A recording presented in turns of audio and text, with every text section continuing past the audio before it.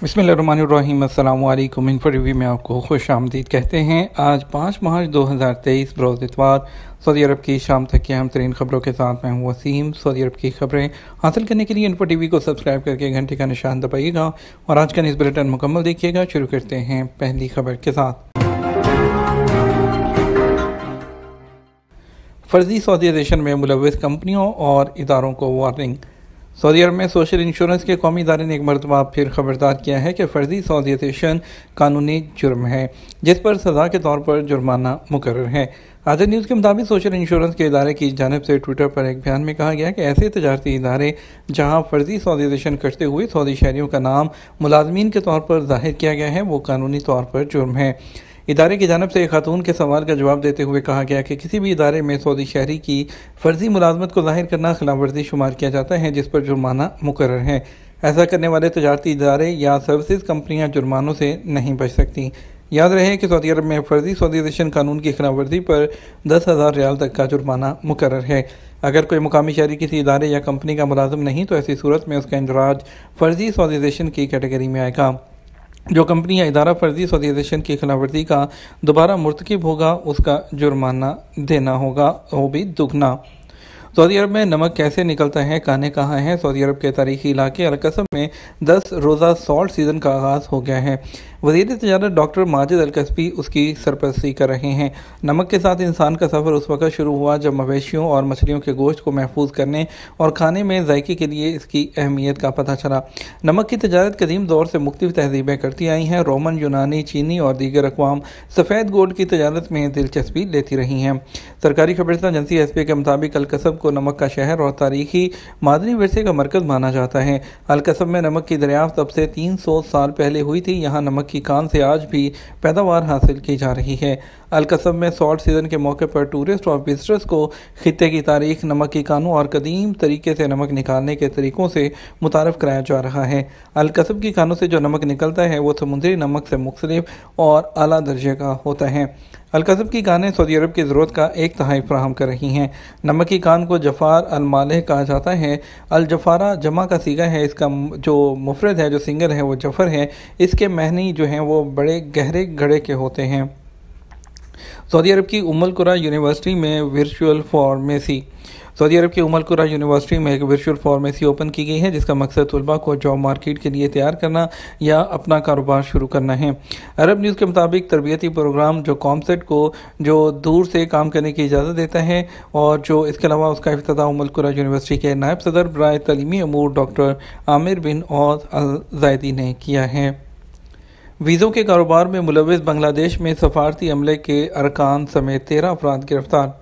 इदारा इंसदाद करप्शन ने कहा कि वज़ारत दाखिला से वाबस्ता 2 अफराद को गिरफ्तार किया गया है जिन्होंने एक गैर मुल्की शख्स को 23 मिलियन रियाल के वाजबात अदा करने के इकरारनामे पर दस्तखत करने पर मजबूर किया है और उसके इवज़ 60,000 रियाल रिश्वत ली है।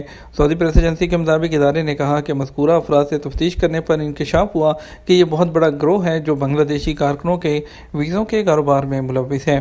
तफ्तीश के नतीजे में मज़ीद 3 अफराद को गिरफ्तार किया गया है जिनमें एक फ़लस्तीनी सरमायाकार भी शामिल हैं। तफ्तीश का दायरा कार बढ़ाने के बाद मज़ीद 3 बांग्लादेशी गैर मुल्कियों को गिरफ्तार किया गया जिन्होंने इस बात का इकरार किया कि वो बांग्लादेश में सऊदी सफारतखाने के 2 आला अहदेदारों के ताउन से वीज़ों का कारोबार करते हैं। मज़कूरा अफराद के घरों की तलाशी ली गई तो वहाँ से मजमूई तौर पर 20 मिलियन रियाल से ज़्यादा नकद रकम, सोने के बिस्किट और कीमती गाड़ियाँ जब्त हुई हैं। उनकी तरफ से पेश की गई मालूमात की रोशनी में मज़ीद बांग्लादेशी जो 5 हैं कारकुन उनको गिरफ्तार किया गया जो गिरफ्तार होने जो वाले हैं उनके साथ वीज़े फ़रोख्त करने में कानूनी सहूलत फ्राहम करते थे। मज़कूरा अफराद से तफ्तीश के दौरान मिलने वाली मालूमात की रोशनी में बांग्लादेश में काम करने वाले सऊदी सफारतखाने के अमले को भी तफ्तीश में शामिल किया गया। इदारे ने बांग्लादेश में कौंसलेट अमूर के सरबराह और साबिक नायब सफ़ीर अब्दुल्ला फलाह जो मज़ही अल-शिमरी हैं और नायब सरबराह कौंसलेट अमूर खालिद नासिर आयद अल-कहतानी को तलब किया है। तफ्तीश के दौरान मालूम हुआ कि वीज़ों के कारोबार के नतीजे में सफारती अमले ने मजमूई तौर पर 54 मिलियन रियाल की रकम रिश्वत के तौर पर वसूल की। सफारती अमले ने इस बात का भी इकरार किया कि वीज़ों के कारोबार से मज़कूरा अफराद की तरफ से उन्हें रकम बैरून मुल्क मिला करती थी जबकि बाद औक़ात किसी तीसरे शख्स के ज़रिए जो सऊदी अरब में मुकीम हैं उन्हें रकम मिला करती थी। इदारे ने कहा हर वो शख्स जो मनसब का ज़ाती इस्तेमाल करेगा या ज़ाती मफाद के लिए काम करेगा या कौमी दौलत को लूटेगा या मुल्क के अवामी मफाद को नुकसान पहुँचाने की कोशिश करेगा उससे सख्ती से निपटा जाएगा। मक्का रीजन में मौसम गैर मुस्तहकम, कई इलाकों में बारिश का इम्कान। सऊदी अरब में मक्का मुकरमा गवर्नरेट के क्राइसिस एंड मैनेजमेंट सेंटर ने मुकामी शहरियों और मुकीम गैर मुल्कियों से गैर मुस्तहकम मौसमी सूरत हाल के बायस एहतियाती तदाबीर इख्तियार करने और नशेबी इलाकों से दूर रहने का मशवरा दिया है। क्राइसिस एंड मैनेजमेंट सेंटर ने ट्विटर पर बयान में कहा कि गैर मुस्तहकम मौसम का सिलसिला जो है वो बुध तक जारी रहेगा। मक्का रीजन के कई इलाकों में बारिश का इम्कान है। इसके अलावा मौसमियात के कौमी मरकज़ के माहिर अकील अल अकील ने कहा कि मंगल और बुध को कसीम और हायल रीजन के कुछ इलाकों में बारिश का इम्कान है, जबकि अल-जौफ रीजन के कुछ इलाकों में भी बारिश की तवक्को है। मस्जिदुल हराम के करीब जो है वो रहने वाले कबूतर जो ज़ायरीन से मानूस हैं।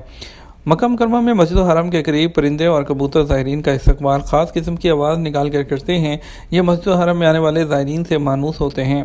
सरकारी कब्रिस्तान एजेंसी एसपी के मुताबिक मस्जिद हराम के ज़ायरीन और परिंदों के दरमियान मोहब्बत का रिश्ता बड़ा गहरा और देरीना है।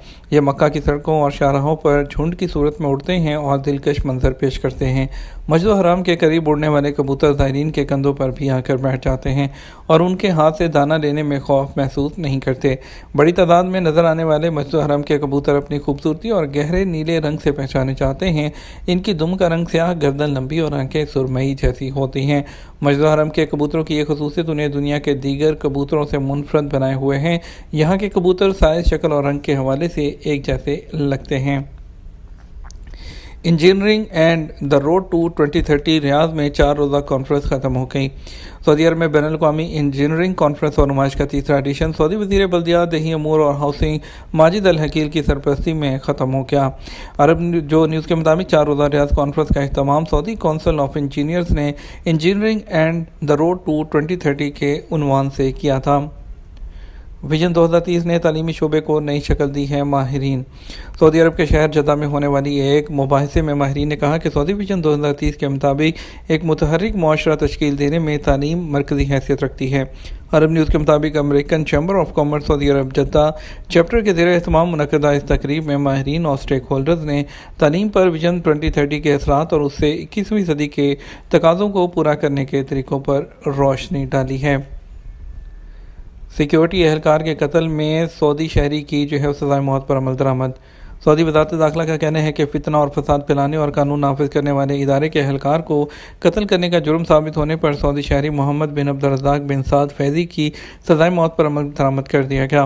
सरकारी खबरसां एजेंसी एसपी के मुताबिक सऊदी शहरी मोहम्मद बिन अब्दुर्रज़ाक ने कानून नाफिज करने वाले एहलकार को उस वक्त फायरिंग करके हलाक किया था जब वो सरकारी ड्यूटी अंजाम दे रहा था। पुलिस मोबाइल पर भी फायरिंग की थी। सऊदी शहरी पर पेट्रोलियम मसनूआत में आग लगाने और उसे धमाके से उड़ाने का भी इल्ज़ाम था। उसने सऊदी अरब में अमन को ख़राब करने के लिए असलहे के इस्तेमाल की तरबियत हासिल की थी। तमाम जराइम साबित होने पर अदालत ने सज़ाए मौत का हुक्म जारी किया था, जिसे अपील कोर्ट ने बहाल रखा। उसके बाद ऐवान शाही से अदालती हुक्म के तौसीक के बाद हफ्ता को जद्दा में सज़ाए मौत पर अमल दरामद कर दिया गया। वज़ारत दाखिला का कहना है कि हुकूमत सऊदी अरब में अमन के खिलाफ किसी किस्म की कार्रवाई को बर्दाश्त नहीं करेगी। ये तो हमारा अब तक का न्यूज़ बुलेटिन। मज़ीद खबरों के लिए रात 12 बजे का न्यूज़ बुलेटिन देखिएगा। अस्सलाम वालेकुम।